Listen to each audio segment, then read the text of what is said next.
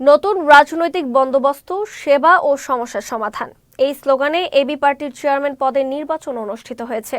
রাজধানী সোহরাওয়ার্দী উদ্যানে শুক্রবার সকাল ৯টা থেকে রাত ৯টা পর্যন্ত ভোট গ্রহণ হয়। ভোট গণনা শেষে আগামীকাল শনিবার জাতীয় কাউন্সিলে ঘোষণা করা হবে নির্বাচনের ফলাফল।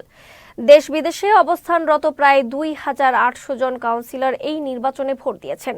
দেশের কাউন্সিলররা সশরীরে উপস্থিত হয়ে এবং প্রবাসী ও অসুস্থজনিত কারণে অনুপস্থিত কাউন্সিলররা অনলাইনে ভোট দিয়েছেন। দলটির প্রচার সম্পাদক আনোয়ার সাদাত টুটুল জানান, নির্বাচনে এবি পার্টির প্রতিষ্ঠাতা আহ্বায়ক FAM সোলায়মান চৌধুরী, যুগ্ম আহ্বায়ক লেফটেন্যান্ট কর্নেল অবসরপ্রাপ্ত দিদারুল আলম ও প্রতিষ্ঠাতা সদস্য সচিব মুজিবুর রহমান মঞ্জু চেয়ারম্যান পদে প্রতিদ্বন্দ্বিতা করেন।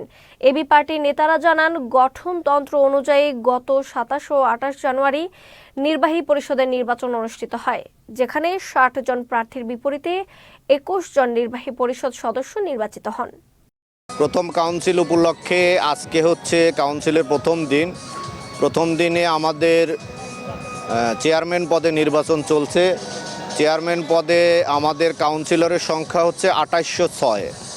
তো এই ২৮০৬ জন ভোটার ভোট দিবেন এবং আমাদের কাউন্সিলে চেয়ারম্যান প্রার্থী আছেন ৩ জন। একজন হচ্ছেন আমাদের প্রতিষ্ঠাতা আহ্বায়ক জনাব AFM সোলায়মান চৌধুরী, আরেকজন হচ্ছেন আমাদের যুগ্ম আহ্বায়ক লেফটেন্যান্ট কর্নেল অবসরপ্রাপ্ত দিদারুল আলম, আরেকজন হচ্ছেন আমাদের প্রতিষ্ঠাতা সদস্য সচিব মুজিবুর রহমান মঞ্জু। তো এই ৩ জন প্রার্থীর মধ্যে নির্বাচনী প্রচারণা চলছে। আজকে ভোট গ্রহণ চলছে। সকাল ৯টা থেকে এই ভোট গ্রহণ শুরু হয়েছে, রাত ৯টা পর্যন্ত একটানা ভোট গ্রহণ চলবে। যে ভোটের মাধ্যমে নেতা নির্বাচন, এটার দ্বারা মানুষের অধিকার যেন প্রতিষ্ঠিত হয়, রাষ্ট্রের মালিকদের অধিকার যেন প্রতিষ্ঠিত হয়।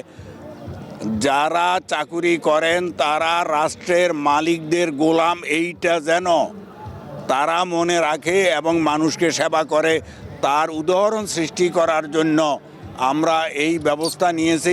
বাংলাদেশের ইতিহাসে আর কোনো পলিটিক্যাল পার্টিতে এত সুষ্ঠু সুন্দরভাবে পার্টি প্রধান নির্বাচনের কোনো আয়োজন কখনো হয় নাই, ভবিষ্যতে হবে কিনা জানি না। তবে আমরা এবি পার্টির পক্ষ থেকে সকল মান্য ৫৩টা রেজিস্টার্ড পার্টির সবাইকে আহ্বান জানাবো, এই উদাহরণকে সামনে নিয়ে তারাও যাতে করে তাদের পার্টিতে নেতা নির্বাচন করে গণতন্ত্রের যে স্বাদ সাধারণ মানুষ পাওয়ার কথা সেটা যেন তারা পায়।